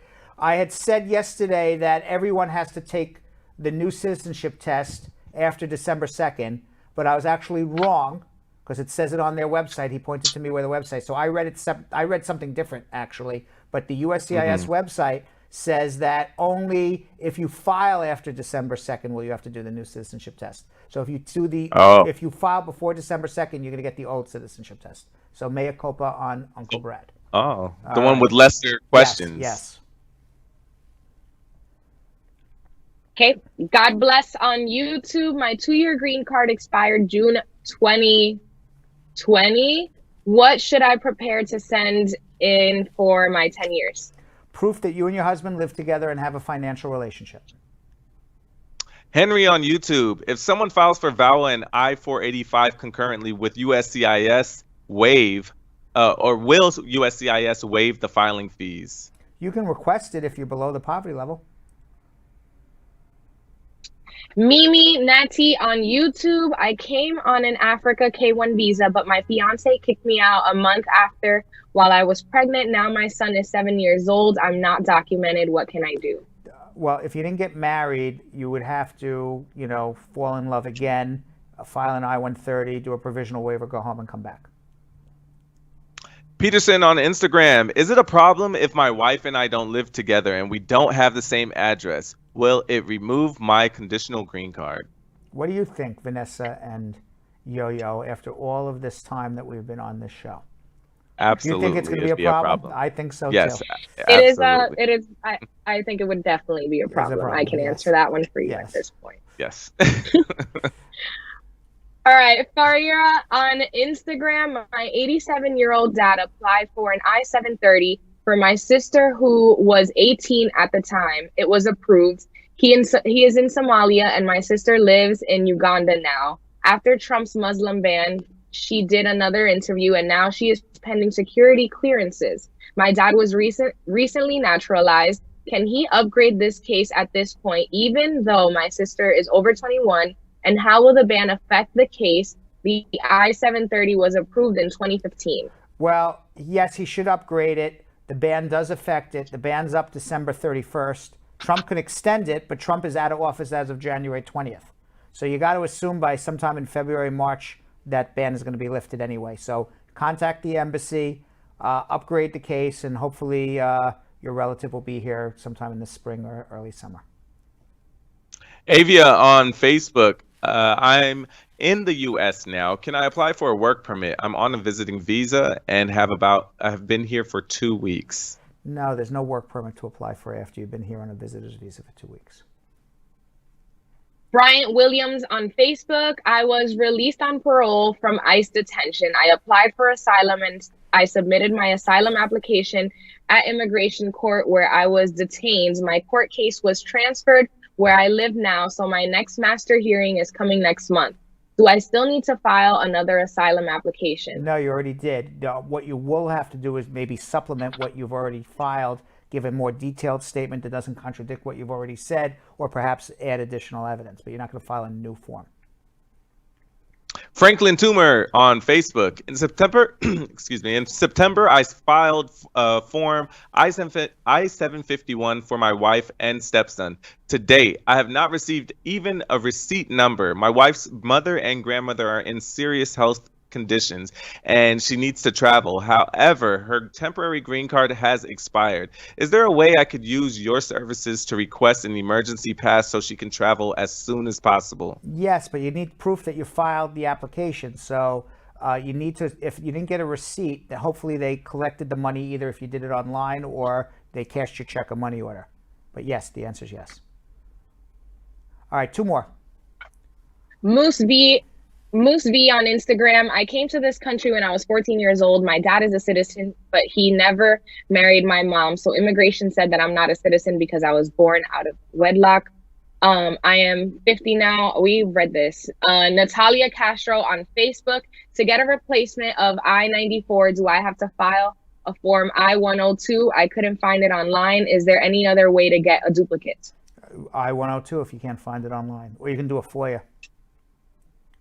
Okay, last one for right now. Yuli Victoria on Facebook. My niece is a U.S. citizen. She petitioned for both of her parents who are living overseas over a year ago. Only one got approved and the other one is still pending. Now, my question is, for the one that's approved, would it be faster to come to the U.S. and adjust their status from the U.S. after 90 days? They both have a visitor's visa. Or just do it from their country? Also, is it normal for the other parent's petition to still be pending? It's been a year and 4 months and they're from Peru. What is this, a U.S. citizen filing for who? Yes, it's a niece who's a U.S. Well, the girl is a U.S. citizen filing for her parents. For her parents, yes, it would be faster if they came as a visitor's visa for the purpose of visiting and then filing an adjustment 90 days later. It's odd that one got approved and one didn't. I don't know why. All right, that's it for now? That is, sir. Yep. I have my notes here. Author Jasmine Warga's middle grade book, Other Words from Home, about a 12-year Syrian refugee, landed on the New York Times bestseller list and received a 2020 Newbery Honor. Jasmine joined me to discuss her writing and how her own Middle Eastern American background has influenced her work. Let's watch.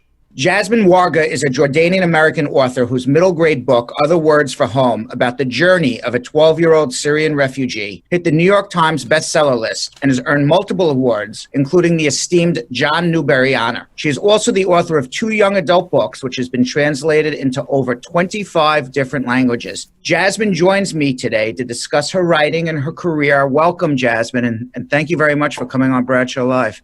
Hi, Brad. Thanks for having me. Your family does have an immigration story from Jordan. Mm-hmm. Tell us a little bit about that. Yeah, so my dad's from Jordan.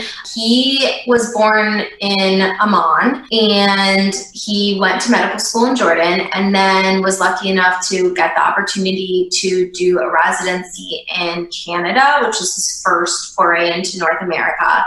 Like lots of immigrant stories, his depended upon the fact he had one uncle who's already in New York City who had earned enough money to pay for the $400 plane ticket to fly my dad to Canada, which without that, he wouldn't have been able to come. Right. He did his training there and then was accepted into another training in Cincinnati. So he arrived in Cincinnati, and I remember when we were little, he would always drive by this one park and show my brother and I the bench that he sat on when he first got to Cincinnati and was like, I don't know anyone, I have $3. And on like a day after that story, he met someone who was another Middle Eastern person at the University of Cincinnati through the Middle Eastern Students Association, who was like, hey, there's this like party, you should come with me, you can meet some people. And when my dad arrived, I realized it was not like a party, it was a pre-planned dinner party. And Moyed, who's his friend, was dating my mom's really good friend Susan, but it was my mom's. Oh, there's a setup. I already hear it. There's a setup now, right? Yeah. So he met my mom that way. He was an uninvited guest at this dinner party, and because he was so mortified, realizing he'd broken all these cultural norms, he took everyone out for dinner a couple nights later with money that he didn't have.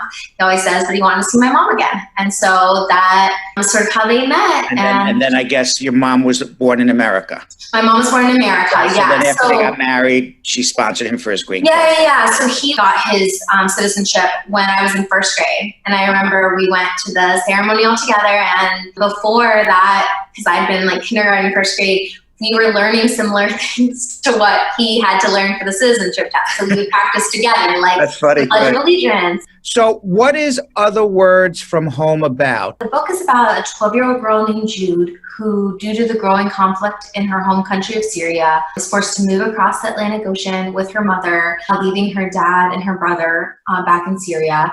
And they resettle in Cincinnati, Ohio, where her uncle has been living for some time. Her uncle is settled in Cincinnati, working as a doctor, married to an American woman, and has a daughter who's about Jude's age. So Jude and her mom move in with them. And the book is about sort of the struggles and the joys of starting this new life in this new place in America, and is inspired sort of by the resilience and bravery and heart of all of these kids that we see in the US who come here kind of not out of a choice, but out of necessity, and how they piece together a life here. How did you decide to write about a Syrian refugee? Why that topic? There's a lot of things that play into that. The first is my own background. So my father's an immigrant from Jordan, and growing up, we were very close with a Syrian family in Cincinnati. And the first sort of spark I have idea for the book came when I was at dinner at this family's house, and I was being introduced to all of these relatives from the family that had recently come over because of the conflict. And this was back in like early fall of 2013. So the conflict in Syria hadn't reached this boiling point of being on like the front page news of Western media yet. I had sort of an inkling that about the unrest, but didn't really understand the situation on the ground. But I was actually like less interested in the politics of the situation and more interested in the relationship dynamics I was watching between the cousins who had been born in Syria and the cousins who had been born in America. And I started thinking about how many American families have this story of family members who live on either side of the ocean, and what does that mean? And what would it be like for me when I was a kid if my Jordanian cousins had moved to live with us, especially with all the like complicated feelings I had about my hyphenated identity, especially Western media isn't very generous or humanizing oftentimes to Muslim Americans or Middle Eastern Americans. How did 9/11 affect you and your family as Arab Americans? In 8th grade, we moved to a new school district, and 9/11 happened, and no one at the school really knows what my background is. And I'm hearing all these horrible things at school about Muslims and about Arabs. And I don't say anything. I tried to hide my identity from my classmates. When did you become proud of being an Arab American?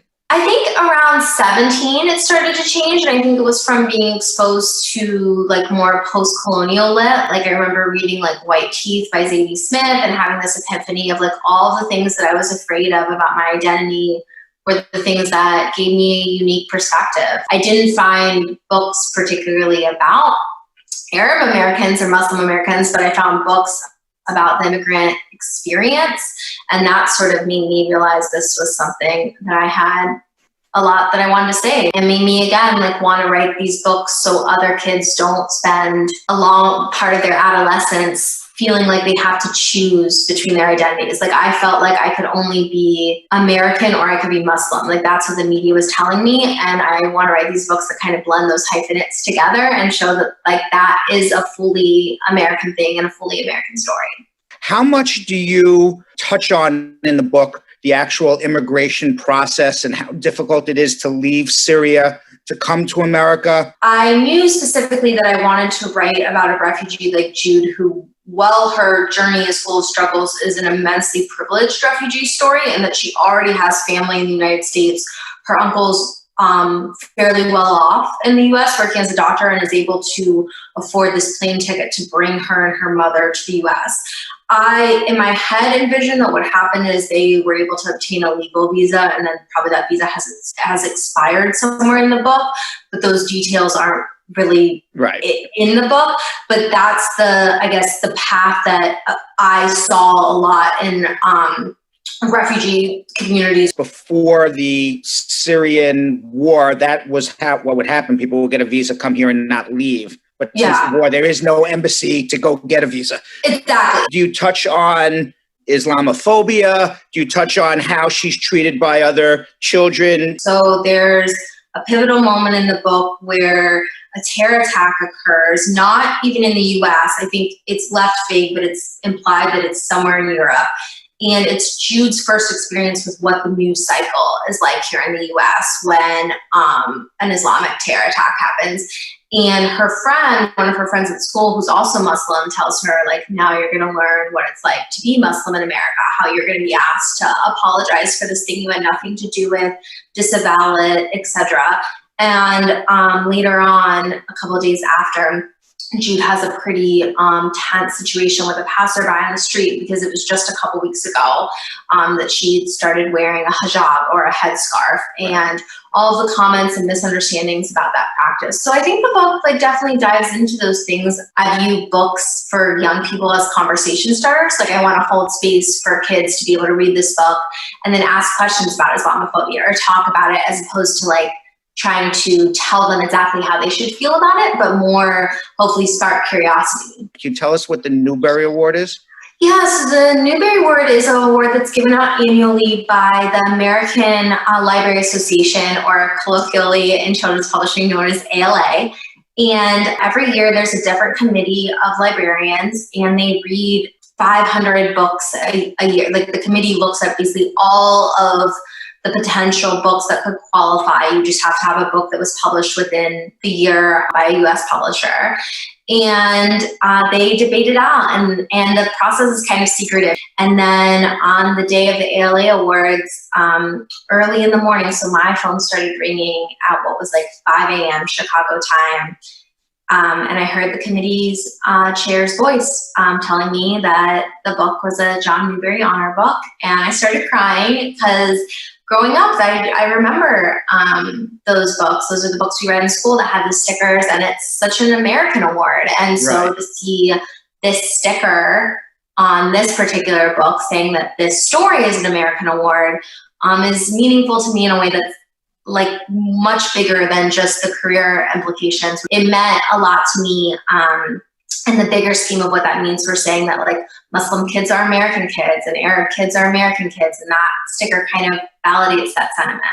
And not only does that sticker validate it, but the fact that you're on the bestseller list, that means people are buying it and people want to know this story. It's amazing the letters, well, more emails these days that I get from kids who are like, this is the first time I ever saw like a Muslim girl like me in a book, or this is the first time I ever saw a family like mine, or I also have just recently moved to the United States. And those letters mean everything to me. And then on the flip side, I love getting letters too from kids who maybe live in rural communities where there isn't a ton of diversity, and saying, you know, this is the first time I ever encountered a story about a Muslim kid. It's made me think so much more differently about what a hijab actually is, or that I don't need to be scared of these things that I thought I was. And that's also like super meaningful to me. And I think that's the amazing thing about books, is that they help expose us to life experiences that may be different from our own lived experience. Well, actually, a very interesting thing that I read about your book is that you wrote it in verse and not prose. I initially wrote the book in prose. My first 2 books were in prose. I've always loved poetry, but I've never really considered myself to be a poet,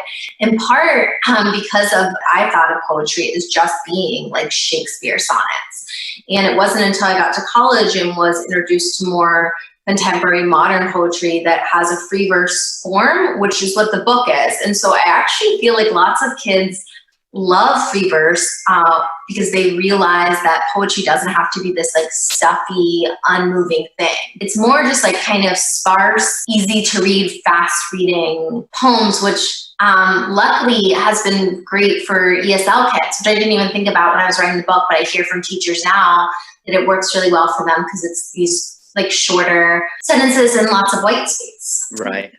Wow. Okay, 1980s, which is, you're going back about 40 years. How did your mom's family accept your mom marrying a foreign man? Were they concerned about immigration, a different religion?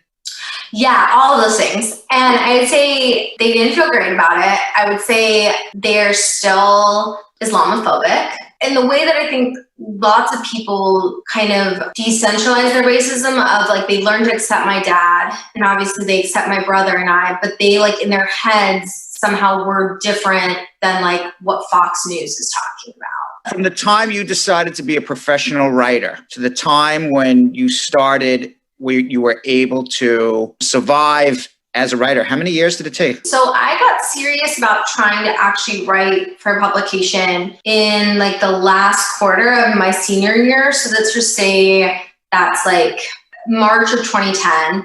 And I sold my first book to HarperCollins in August of 2013. So 3-ish years. Process. For writers, that's a pretty fast rise to publishing by a major publishing company. So yeah, I also think especially there's a lot of luck in timing and publishing. Like I had the right type of book at the right moment, like which is something you just can't predict for. But at the time that I was trying to find an agent and sell my first book, contemporary realistic young adult books like John Green had blew open the market, and like all of them, that's the type of book they wanted. And I was just really lucky that that's the book that I had. And so it easily could have taken me 10 more years.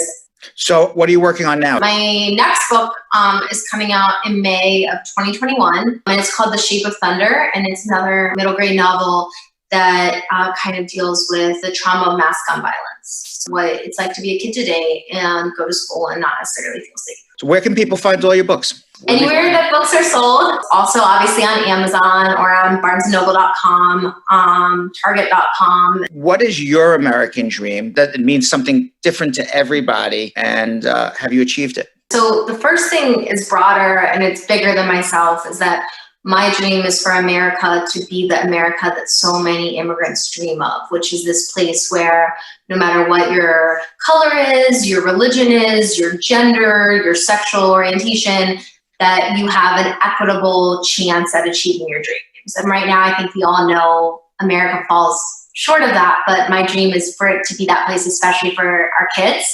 And I think that my dream, which is linked to what I'm getting to do now, is to write books that help support our young people to make America fulfill that dream, on where they see themselves in these books and they feel seen and loved and supported in the books. Because I think our country is only as good as our young people and how we support them. Well, Jasmine Warga, thank you very much for coming on. I really appreciate it, and good luck on your next book, and congratulations on all your amazing success so far. And I Thank you so much. Thank you for having me. All right. By the way, Yo-Yo and Vanessa, Albert Einstein's theory of insanity has been proven correct again, just now. Oh, the results are in. The results are in. They recounted Georgia. And what we get? And the winner Yep, the winner is still Joe Biden. All right. Wow. By how many? He won by 12,000 and something votes. So they found another 1,000 votes for Trump. But we said there would be, there would be a little bit of a change. So if it was within 1,000. Didn't he win by like 14,000? Yeah, so it's like 12,000 something now. Oh, He's so still like the winner. one. So in other words, when you count 5 million votes again, you're basically going to get the same exact number. Yeah. Give or take a couple hundred, that's what happened.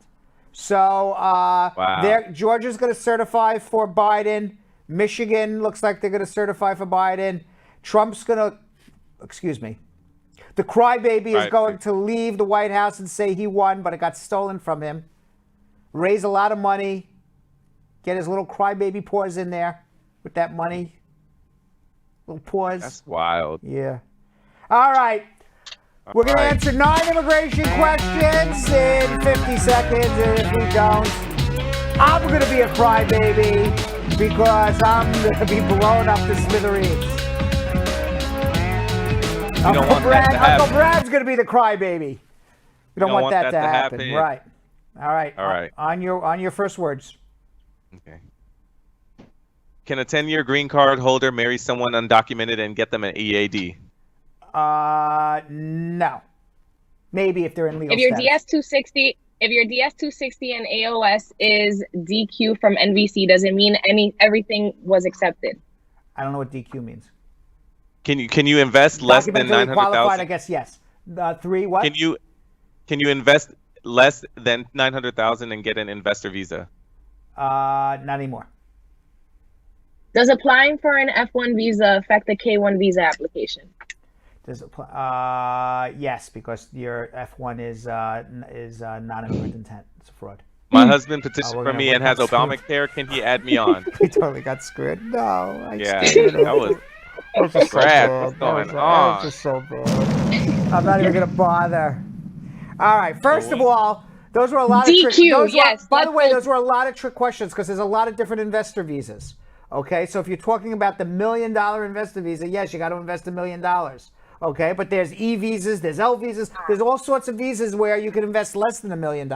So, and then you're asking me DQ, and when I hear DQ, the first thing I'm thinking about is ice cream and hamburgers documentally qualified. But when I hear DQ, I'm thinking, this is where Uncle Brad's head goes.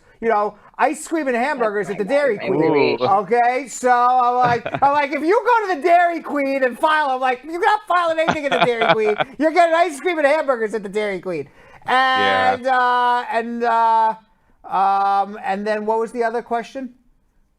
The F1 visa. Okay, you answered that one. The Obamacare one. Yeah. That's where we got caught at. My husband petitioned for me and has Obamacare. Can he add me on? Yes. What were the other ones? Can a green card holder help an out of status J1 get their green card through marriage?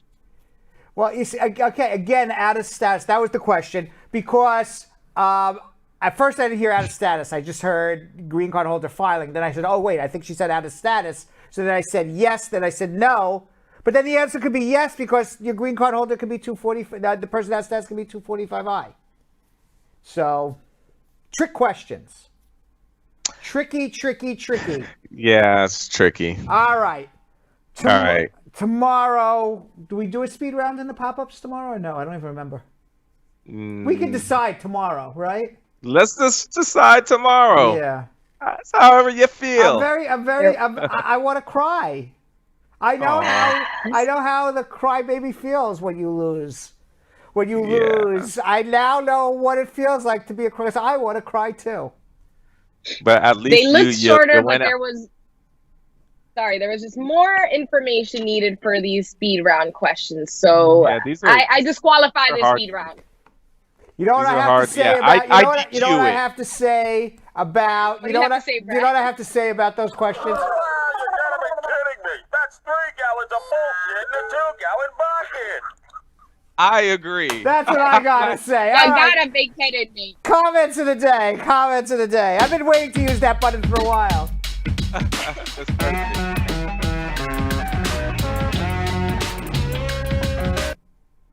All right, everyone.